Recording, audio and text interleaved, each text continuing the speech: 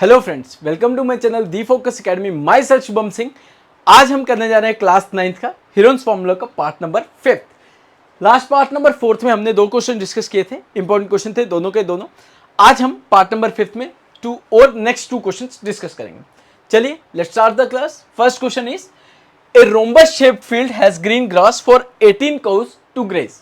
एक rhombus shaped field है जिसपे ग्रीन ग्रासरी हुई है और वो ग्रेजिंग के लिए कितनी नंबर ऑफ काउज जाती है? 18 cows. Okay, if each side of a rhombus is, rhombus की सारी साइड सेम होती है और वो हर एक साइड जो है वो 30 मीटर है और उसका लॉन्गर डायगोनल कितना दिया है? 48 metre. But how much area of the grass field will each cow be getting? बताइए कितना एरिया हर एक ग्रास का एरिया हर एक काउ जो है वो खाती है। ओके, ग्रेजिंग करेगी। सबसे पहले इसको डायग्राम को बनाते हैं। रोम्बस काइट शेप बना सकते हो आप, जो आपके लिए सबसे आसान रहेगा। ठीक है, मान लीजिए ये ABCD एक रोम्बस है। ठीक है, और इसके जो डायगोनल है ये आपस में इंटरसेक्ट कर रहा है जो पॉइंट O पे।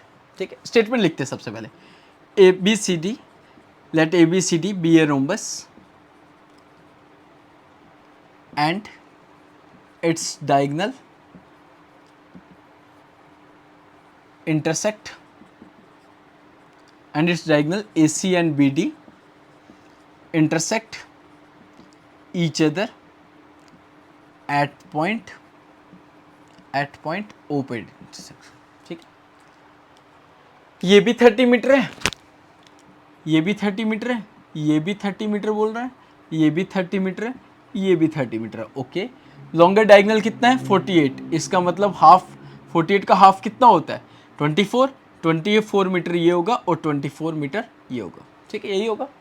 यहाँ पे लिखते हैं AB, BC, CD और AD चारों के चारों 30 मीटर हैं एंड AO और OC ये डायगोनल आपस में इंटरसेक्ट बाइसेक्ट करते हैं, बट बाइसेक्ट भी राइट एंगल पे करते हैं। ये रोम्बस की प्रॉपर्टी है।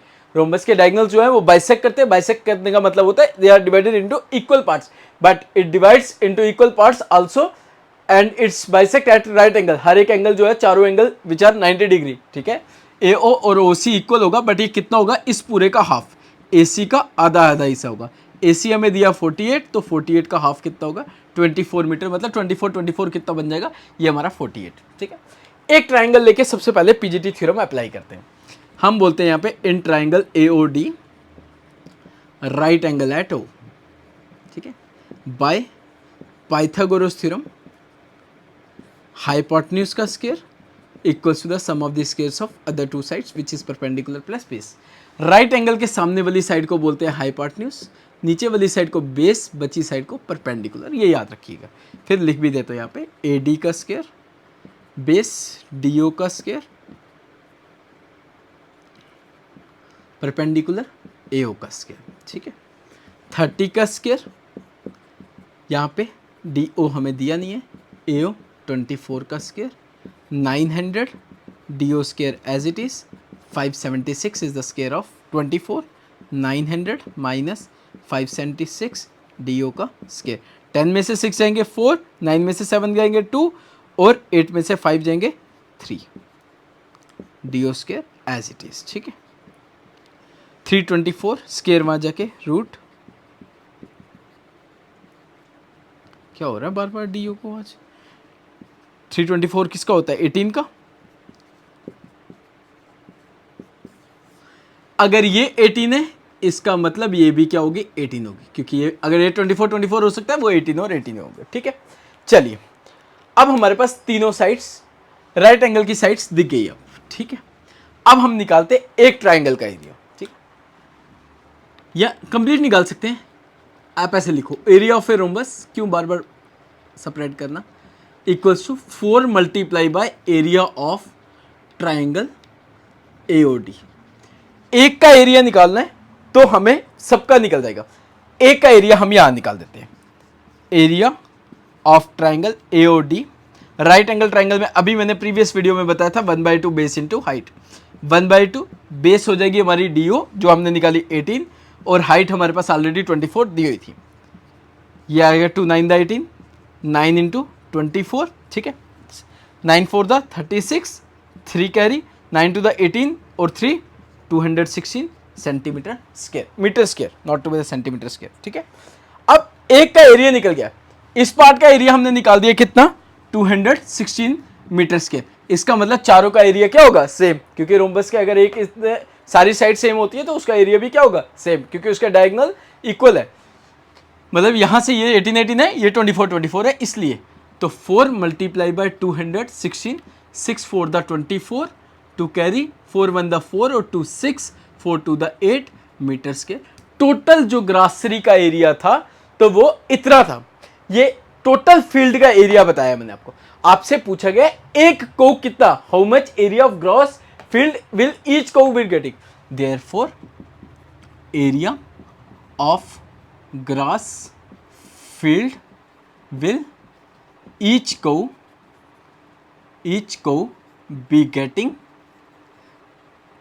total area, यहां लिखोगे आप total area of field divided by number of cows कितनी है,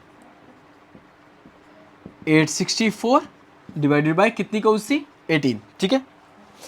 तो 18 से डायरेक्ट काट देते हैं, 18 5 ना 90 होता है, ठीक है, 64 तो 64 कट जाएगा, चलो आपको छोटा छोटा करके 2 9 द 18, 2 4 3 2 ऐसे कर लो, 9 4 द 36, 9 3 द 27, 27 और 62 गलत आ रहा है क्या, 864 ही तो आ रहा है, कट के नहीं रहा।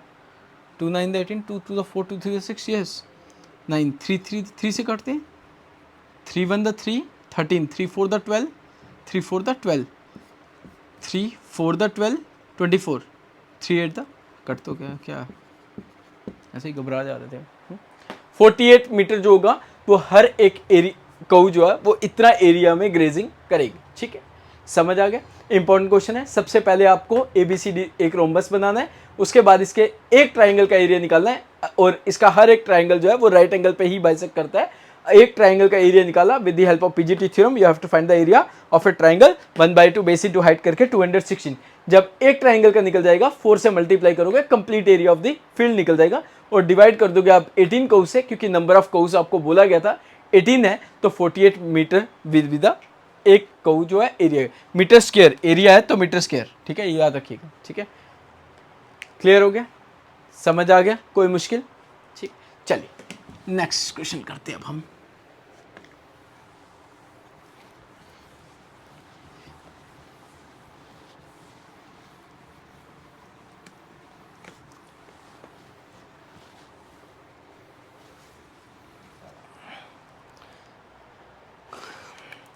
एक और इम्पोर्टेंट क्वेश्चन उठाते हैं। An umbrella is made by stitching 10 triangular pieces of cloth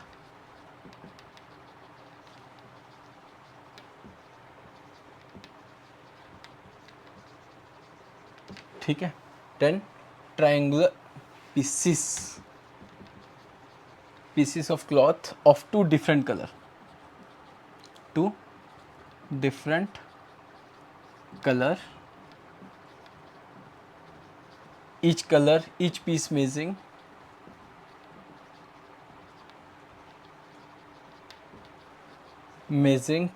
of cloth लिख लो 20 सेंटीमीटर, 50 सेंटीमीटर और 50 सेंटीमीटर, इधर ही लिखते हैं 50 सेंटीमीटर एंड 50 सेंटीमीटर, ठीक है।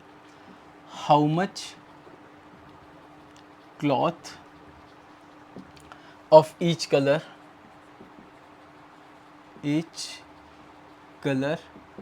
इज रिक्वायर्ड, ठीक है, फॉर द अम्ब्रेला,